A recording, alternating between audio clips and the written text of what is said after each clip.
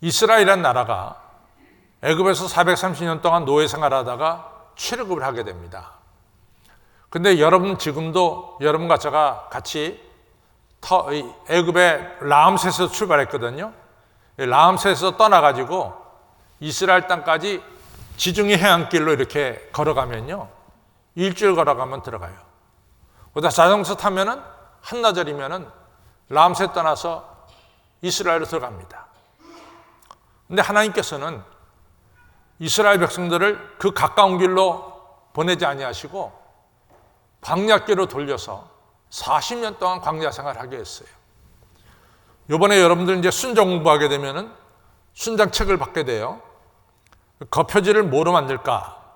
여러 가지 안이 있었지만은 이번에 거표지는 우리가 출애굽기를 공부하니까 출애굽의 여정 루트를 갖다가 이 그려진 그 그림을 갖다가 순정 공부 거표지를 만들었어요. 여러분들 잘 보시면은 하나님께서 저 광야로 밑으로 내려가지고 또 저쪽 동쪽으로 보냈다가 그래서 이스라엘 백성들이 가나안 땅 들어가게 합니다. 무려 걸어서 일진이면 갈 거리를 40년을 걸리게 했습니다. 그러면서 이 신명기 8장 12절에 뭐라고 나오냐면, 내가 너희로 광야로 보내게 한 것은 너희로 주르게 하고, 또 이 주르게 한 것은 사람이 떡으로만 사는 것이 아니라 하나님 말씀으로 사는 것을 깨닫게 하고, 내가 너희를 낮추시고 너희를 시험한 것은 너희로 하여금 하나님을 경외하는지 경외하지 않는지를 내가 알게 하려고, 알려고 말이죠. 내가 광야 40년을 너희들에게 보냈다. 이런 말씀을 하셨어요. 근데 이 이스라엘 백성들이 광야 40년이라고 하는 것은 오래전의 얘기지만은, 그러나 오늘날 역사가들은 그렇게 보질 않습니다. 아시다시피 이스라엘 나라가 주전 587년에 이 바벨론에게 패배해서 예루살렘 성전도 무너지고 성벽도 무너지고 다 포로로 끌려갔어요. 그때 나라가 없어졌습니다. 그 위에는 이스라엘이라는 나라는 이 지상에는 없었어요. 그러다가 1948년 우리나라 같이 우리나라 8월 15일 날 우리나라는 행정부가 설립이 됐는데, 그보다 3개월 앞서서 5월 14일 날 이스라엘이 독립을 하게 됩니다. 그럼 어떻게 보면은 거의 2000년 동안 나라가 없다가 나라가 2000년 만에 지구상에 다시 세워진 거예요. 그것도 기적 같은 얘기인데, 이스라엘 사람들이 쓰는 히브리어라는 언어가 사실은 죽은 언어가 돼버렸어요. 그 왜냐하면은 여러분들 우리가 읽는 신약 성경 있잖아요. 이 신약 성경이 예수님도 유대인이고 또 이제 베드로도 유대인이고 마태도 유대인이고 사도 바울도 유대인이에요. 그러니까 저들이 자기네 본래 언어인 히브리어로 성경을 얼마든지 쓸 수 있죠. 그런데 신약 성경은 히브리어로 쓰여진 게 아니라 헬라어로 쓰여졌어요.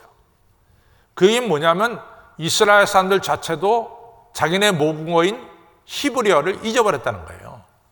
그래서 헬라어로 신약 성경을 썼는데, 그러니까 사람들이 다 생각하기를 이스라엘의 모국어인 히브리어는 죽은 언어다 이렇게 생각했는데, 1948년 5월 14일 날 이스라엘 독립하면서 죽었던 히브리 언어가 부활하는, 다시 살아나는 역사가 일어났어요. 그러니까 역사학자들은 이게 참 정말 기적 같은 얘기다. 어떻게 2000년 만에 이스라엘이 다시 세워지고 또 이 죽었던 언어가 다시 쓰게 되느냐? 그 원인이 어디 있느냐? 여러 가지 이유가 있지만 그 이유 중에 하나는 이스라엘 백성들이 광야 40년 동안 저들이 생활한 것이 아직까지도 이스라엘 사람들 삶 속에는 뿌리 있게 남아있고 그 정신이 지금 흘러내려오고 있다. 그것 때문에 이스라엘은 2000년 만에 독립할 수 있었고 죽은 언어를 쓸 수 있었다. 이런 얘기입니다. 여러분과 제가 2019년 말서부터 작년 한 해 온통, 그 다음에 2021년 들어서 오늘 3월까지도 여러분과 저는 코로나 바이러스 시대에 살고 있어요. 정말 이 코로나 바이러스 때문에 소위 팬데믹이라고 하는 대혼란 시대에 여러분 가정가 살고 있습니다. 근데 저는 이 코로나 바이러스 어려운 시대지만은 전 한 가지 사실을 믿어요. 뭘 믿냐? 하나님을 사랑하는 자, 그 뜻대로 부르심을 입은 자들에게는 모든 것이 합력하여 선을 이룬다.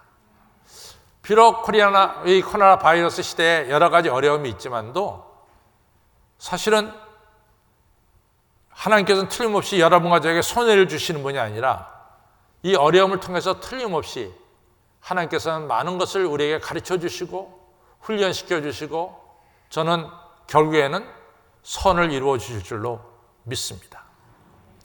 이스라엘 백성들이 광야 40년 동안 이같이 훈련을 받으면서 저들이 정말로 하나님 백성으로 거듭났고 지금 2000년이 넘어오도록 저들이 이같이 어느 환경에서든지 살아갈 수 있는 이러한 민족이 된 거죠. 굉장히 중요한 거죠. 오늘 우리가 읽은 이 고린도서 9장에 보면은 경주에서 달리기에서 이기기를 원하는 사람은 자기를 절제하나니 이렇게 나오고 있습니다. 누구든지 경주할 때 승리하기를 원하는 사람은 자기를 절제한다. 여기서 절제한다는 말은 뭐냐? 절제는 훈련이고 절제는 고통이고 절제는 편한 게 아닙니다. 절제는 불편한 게 있어요. 하고 싶은 거 못하는 것이고 또 나를 훈련시키는 겁니다. 그래서 마지막 절에 보면 사도 바울이 절제를 뭐라고 얘기하면 나는 나를 때린다. 내가 남에게 다 복음을 전파한 후에 내가 버림이 될까 봐 난 나 스스로를 때린다. 절제는 자기 스스로에게 이같이 고통을 주는 것도 포함되고 있습니다. 그러면은 우리가 이 절제는 훈련인데 자 성경을 보면은 아까도 얘기했지만은 이제 이스라엘 백성들이 광야 40년 동안 훈련받았죠. 또 아시다시피 이제 모세도 40세의 미디안 광야에 들어가서 40년 동안 미디안 광야에서 지냈어요. 훈련받았습니다. 아브라함도 75세에 부름받아서 25년 동안 이같이 지내고 난 뒤에 100세에 이삭을 얻었어요. 여러분 다윗을 보세요. 다윗이 사무엘 선지자로부터 기름 부음 받은 게 몇 장이냐면 사무엘상 16장에서 받습니다. 그 다음에 사무엘상이 몇 장이 끝나면 31장이 끝나요. 그러니까 16장에서 31장까지는 다윗이 도망다니는 얘기가 나와요. 뭐 아들람 구 속에도 들어가고 헬의 숲 속에도 들어가고 그 다음에 광야에도 들어가고 오죽하면은 우리가 뭐 적들과의 동침이라는 얘기가 있잖아요. 이스라엘의 최대적인 이 블레셋에 가서 가드왕 아기스한테 자기를 거둬달라고 2번씩이나 부탁을 해요. 그러니 얼마나 다윗이 어려웠어요. 기름 부음 받고 그 기간이 10년이 넘어요. 그래서 사무엘상이 끝나고 사무엘하 새 책에 들어가서 2장에 들어가서야 비로소 다윗은 유다 지파, 자기 지파의 왕이 됩니다. 그때까지 10년이 넘는 어려운 기간 동안 다윗은 광야 생활을 했고 또 절제하는 생활을 했고 훈련받는 생활을 했습니다.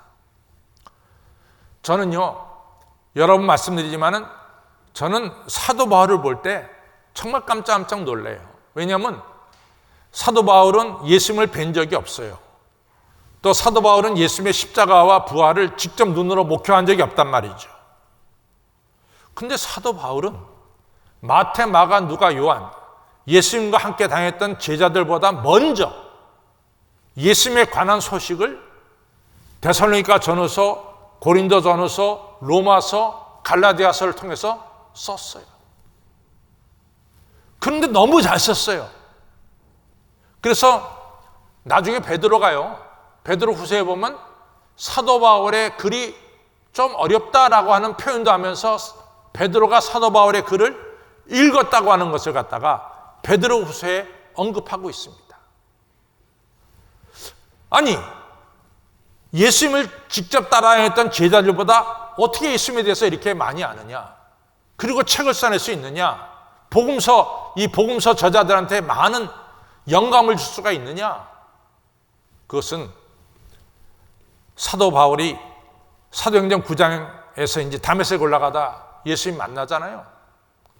그 다음에 사도 바울은 내가 예수님 믿는다 그럴 때 사람들이 인정하지 않았어요. 그래서 사도 바울이 간 것이 어디냐면 아라비아 사막으로 갔습니다. 거기서 3년을 지내면서 사도 바울은 기도했고 말씀을 연구했고 예수님을 만나는 시간을 가졌어요. 그러고 나서 사도 바울은 복음을 전하고 그리고 교회를 세우고 예수님에 대한 글을 쓰기 시작한 거예요. 사도 바울이 사도 바울 된 것은 3년 동안의 아라비아에서의 이같이 훈련의 기간, 절제의 기간임을 알 수가 있습니다. 우리가 수도사 중에 안토니우스라고 하는 수도사가 있어요.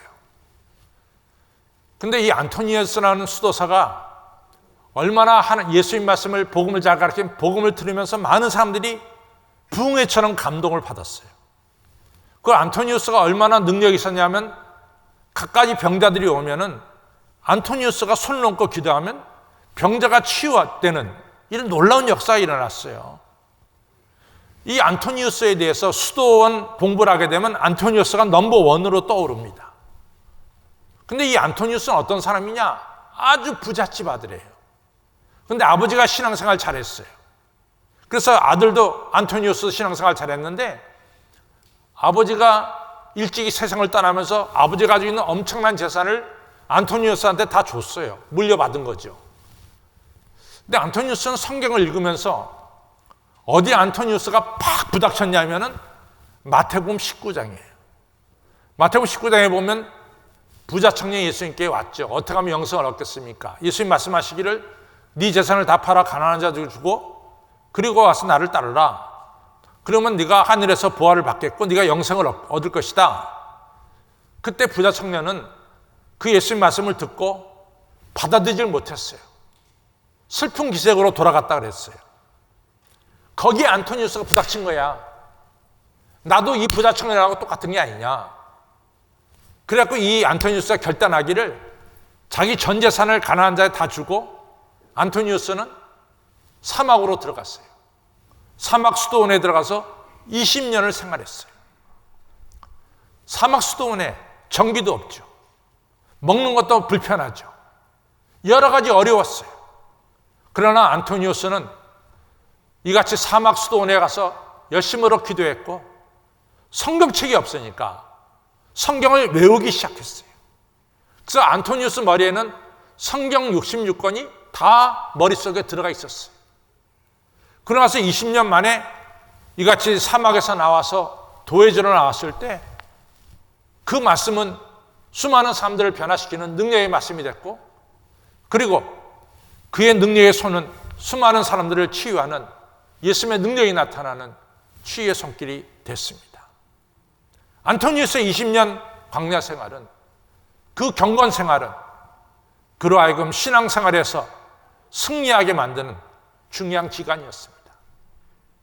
여러분, 우리가 이 팬데믹 페리오드, 이 어려운 시간을 우리는 영적 훈련의 시간으로 우리는 만들어야 됩니다.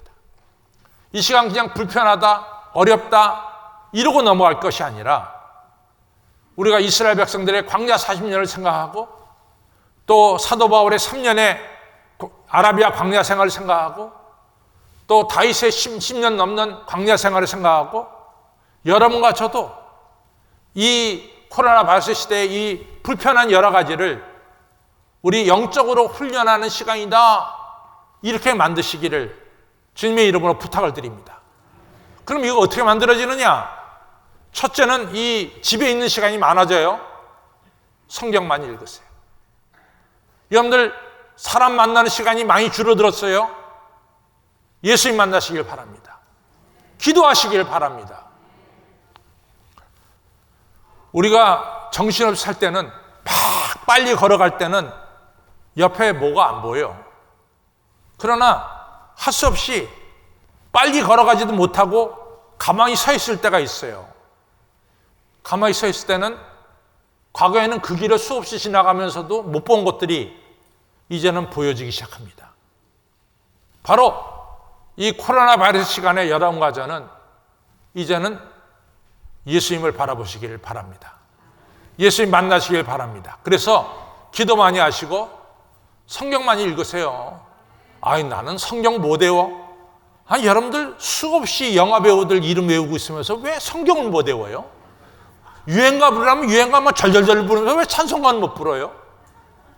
여러분들 그러지 마시고 이번에 좀 바꿔가지고 좀 이번에 코로나 바이러스 시간에는 기도도 많이 하시고 또 성경도 좀 외우시고 예수님도 많이 만나시기를 주님의 이름으로 축원합니다. 두 번째는 우리가 코로나 바이러스 시간에 우리 내면의 적, 우리 안에 있는 내면의 적들을 물리치는 시간을 가져야 돼. 내면의 적들.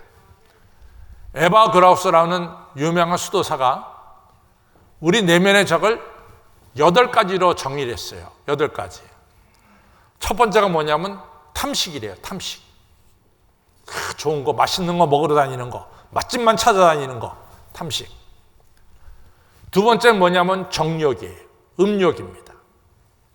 세 번째 뭐냐면 탐욕이에요. 탐욕. 그래서 탐욕은 남의 것을 좀 빼앗아 오고 싶어하는 탐욕이에요. 다섯 번째는 뭐냐면 분노가 되겠어요. 분노. 여섯 번째는 우울증인데 이 우울증이요, 사실은 남과 비교해서 생기는 우울증이 많아요. 남을 시기해서 생기는 우울증이 많아요. 이 우울증입니다. 여러분들 왜 우울증이 생기느냐? 남과 비교하고 이런 가운데서 우울증이 많이 생기고 슬픔도 생겨요. 나는 왜 이럴까? 그 다음에 여섯 번째가 뭐냐면 나태함입니다. 나태함. 그 다음에 일곱 번째가 뭐냐면은 자기 자랑이에요. 자기를 좀 나타내고자 하는 거예요. 다른 사람들한테 좀 이렇게 자기를 과시하는 이런 것을 말합니다. 일곱 번째. 여덟 번째가 뭐냐? 하나님의 은혜를 잊어버리고 하나님과 대드는 거예요. 교만한 거죠. 그래서 에바 그라우스라고 하는 이 수도사는 자기 마음에 있는 8가지 내면의 적, 탐식, 그 다음에 두 번째로는 정욕, 세 번째는 탐욕, 네 번째는 분노, 다섯 번째는 우울증, 여섯 번째는 나태함, 일곱 번째는 자기 자랑, 여덟 번째는 교만. 이것과 싸웠다는 거예요. 여러분 하나님의 은혜를 좀 늘 기억하고 하나님의 은혜 감사하시기 바랍니다. 내면의 적을 이기는 거야. 이 코로나 바이러스 기간에 내면의 적을 이기시기 바랍니다. 그리고 사랑을 실천하는 자가 되어야 돼요. 아나스타시우스라고 하는 유명한 수도 원장이 있어요. 저는 이 수도원에 여러 번 가는데 수도원에 가면은 모든 게 불편하죠. 생활하는 게 다 불편해요. 수도원 가면 뭐 옛날 수도사들 해골도 이렇게 쫙 있고 말이죠. 그러니까 좀 여성분들은 이 해골들이 쭉 늘어다니는 거 보면 좀 끔찍끔찍한데 수도원들이 다 그래요. 옛날 수도원장들 해골을 거기다 다 유리창에다 유리관에다 넣어가지고 다 보게 만들었어요. 근데 저는 수도원 갈 때마다 정말 부러운 게 있어. 수도원에 가면은 이 성경책들, 오래된 성경책들이 쫙 있어요. 정말 오래된 성경책. 그러면 목사님 저는요, 그 책 중에 한 권만이라도 내가 좀 샀으면 좋겠어. 그래서 우리 집 가보로 만들었으면 좋겠어요. 그게 제 꿈입니다. 그래서 뭐 우리 교회 갖다 가보로 갖다 만들어도 되니까 저는 수도원 갈 때마다 수도사들한테 그러는데, 아유 수도사님 저 책 내가 좀 사면 안 될까요?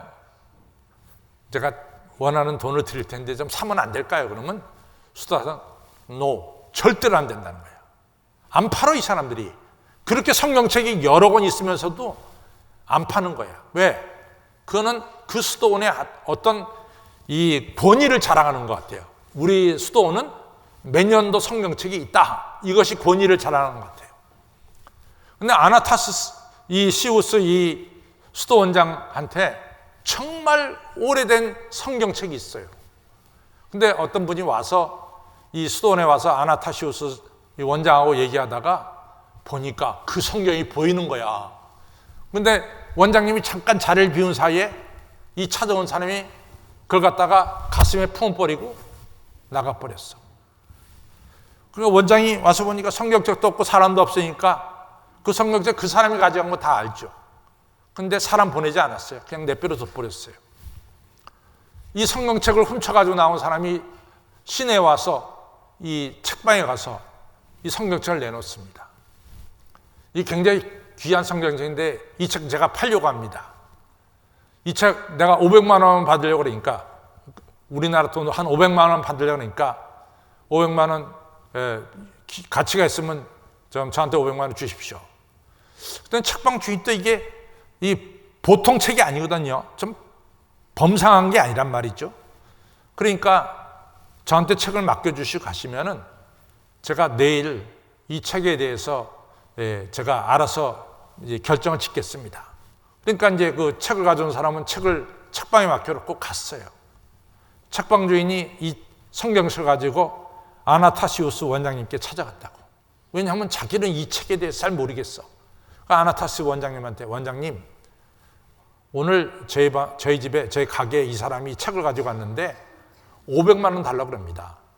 원장님 생각은 어떠세요? 했더니 원장님이 그건 1000만 원도 더 가. 그러니까 500만 원 주고 얼른 사버려. 그래가지고 이제 책방 주인이 와가지고 그 사람이 왔길래 내가 아나타시우스 원장님한테 찾아갔는데 원장님이 이 책은 너무 귀한 책이라고 말씀하면서 500만 원 가치가 있다고 얘기했어. 근데 내가 500만 원 줄 테니까 나한테 팔고 가시오. 그랬더니 이 사람이 그냥 깜짝 놀라면서 그래 아나타시 원장님이 다른 얘기는 안 하셨어요? 안 했다. 그랬더니 이 청년이 하는 말이 저 그 책 안 팝니다. 그 책 저 안 팔겠습니다. 그 책을 가지고 다시 원장에게 찾아갔어요. 원장님 제가 죽을 죄를 졌습니다. 제가 잘못했습니다. 이 책을 도로 가져왔습니다. 받으십시오. 난 그 책 안 받는다. 나는 이미 그 책을 너한테 줬다. 나 안 받는다. 이 청년이 말합니다. 원장님이 이 책을 안 받으면요 제가 평생에 한이 남겠어요. 죄책감에 이같이 눌려서 살 것 같습니다. 그러니까 저를 사랑 봐서라도 이 책을 받아주십시오. 원장님은 나는 이미 그 책 너한테 줬다. 안 받는다. 원장님은 너무 완강하니까 이 청년이 이 책을 가지고 곰곰이 생각하다가 결정을 내렸어요. 그 책을 가지고 수도원에 들어간 거야. 그래서 원장님 돕는 수도원 수도사가 된 거지. 책은 본래 위치 수도원에 그대로 있게 된 거죠. 여러분, 이 아나타시우스 원장님의 사랑과 용서가 한 사람을 훌륭한 수도사로 만든 거죠. 여러분과 저는 이 코로나 바이러스 시대에 경건 훈련을 쌓으십시오. 기도 많이 하시고 성경 많이 읽으시고 예수님 많이 만나시기를 바랍니다. 내면의 적을 이깁시다. 내면의 적이 뭘까? 첫째는 좀 얘기 좀 해봐요. 탐식. 그 다음에 두 번째가 뭡니까? 정욕. 세 번째가 뭐예요? 탐욕. 네 번째가 뭐예요? 분노. 다섯 번째가 뭡니까? 우울증. 여섯 번째가 뭡니까? 나태함. 일곱 번째가 뭡니까? 허영심, 자기자랑. 여덟 번째가 뭡니까? 교만. 이런 거 다 물리치시고 우리가 주님의 사랑을 본받아 사랑을 실천하는 이런 훈련의 기간이 되기를 주님의 이름으로 축원합니다.